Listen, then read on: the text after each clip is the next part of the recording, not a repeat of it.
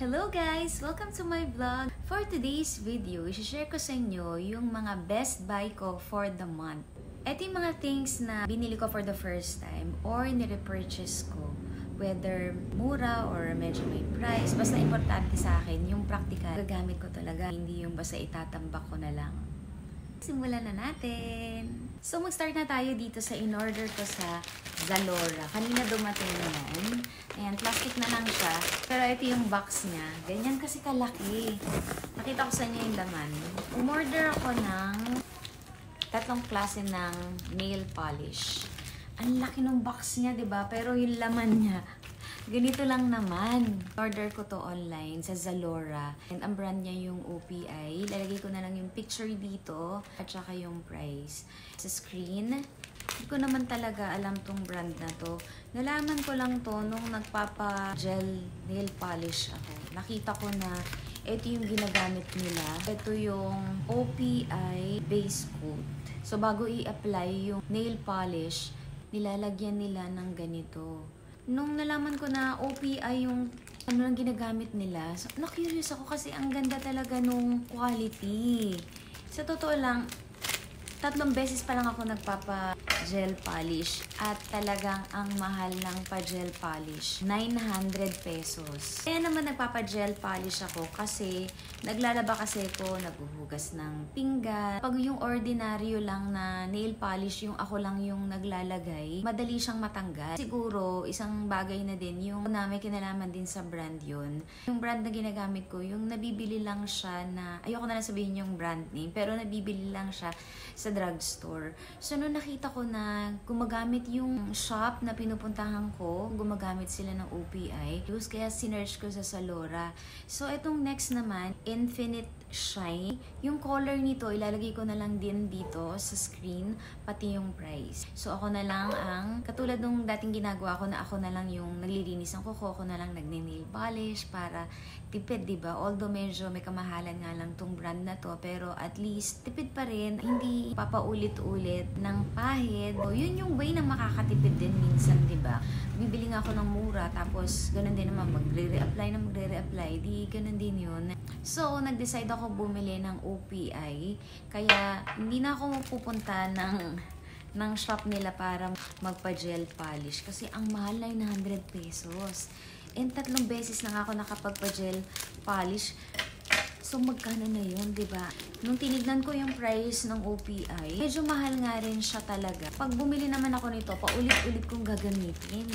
So, yung 900 na yun, diba? Malaking katipiran na din yun. Ito naman yung top coat. So, ito siya, 3. Ito yung base coat. Importante pala nagbe-base coat para yung nails hindi siya naninilaw. Nakakapag-cause ng paninilaw yung paglalagay ng nail polish. But base coat muna bago nail polish and then lalagyan na ng top coat. Yung next naman, itong leather cream conditioner, papakita ko na lang din yung picture dyan. Ito, nire-purchase ko to sa SM North EDSA. Ang price nito, 209 pesos. Nilalagyan ng leather conditioner instead na, na yung kulay black, ayokong sabihin yung brand. Pero hindi pala dapat yun. So, nagagamit to for shoes and bags, take note. Ito yung ginagamit ko dito sa bag ko, dito sa 2 bag ko na pamasok. Ayan, nakikita nyo naman, diba? Kitang-kita. Ayun, diba? Itim na itim, tsaka shiny. Ayan, eh. Walang pampaitim to. Yun lang wax na leather conditioner. Naman, eto, binili ko to sa H&M, pero sa lang pink. Gusto ko ng mga plain kasi nga mahilig ako magpaulit-ulit lang ng damit. Sabi nila, yung plain daw kasi mas okay siya. Katulad ko na hindi naman mahilig sa damit, mahilig lang ako mag-ulit. Kung may print naman, diba, madali siyang matandaan. Alam naman nila agad, nag-uulit ako, diba? Obvious na obvious. Well, hindi naman ako against sa mga nag-uulit ng damit. Okay lang yon. Dito naman tayo sa lip product. Ito very interesting kasi etong isa is cheaper than MAC. Ito yung Sunny's Face and ito yung MAC. And dupe ito ng MAC, which is very practical. Na-discover ko lang din. This is MAC from their collection Powder Kiss in the shade of Mullet Over. na very similar talaga in color with this Sunny's Face from their collection na Fluff Matte. And this is in the shade of VK. Swatch ko to dito para makita ninyo kung talagang magkamukha nga sila, kasi para sa akin talaga, sila talaga yung perfect dupe for each other. Kasi alam naman natin na ang price nito, medyo may kamahalan. Ito naman, practical lang. Ito ang price nito is 1,095 pesos. Ito naman, 350 pesos. Talaga natuwa ako.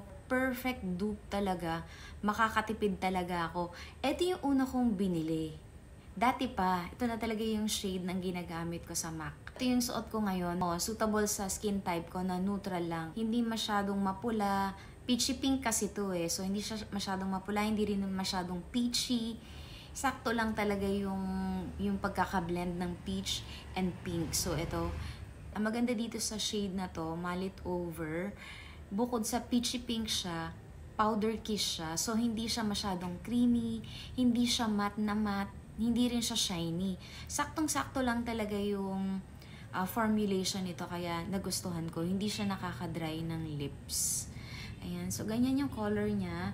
And ito, dito naman tayo sa VK ng Sunny's. Ito, hindi na kailangan i-swipe ng marami. Sobrang pigmented nito. Sa camera, iba yung dating. Ayan, medyo mapula-pula to. Or medyo deep yung color nito dito. Pero in person, hindi naman. Pero kasi sa lipstick, iba-iba talaga yung magiging shade nito once na ilagay na natin sa lips natin. For example, tong color na to, ganito siya sa akin. Pag kayo yung gumamit nito sa lips ninyo, iba yung magiging dating, or pwedeng mas deep or medyo pale. Depende sa color ng lips, original color ng lips, and depende rin sa complexion. Pero sa akin, etong dalawang color na to, dupe sila for each other. Kaya, very practical. Kaya binili ko na talaga to.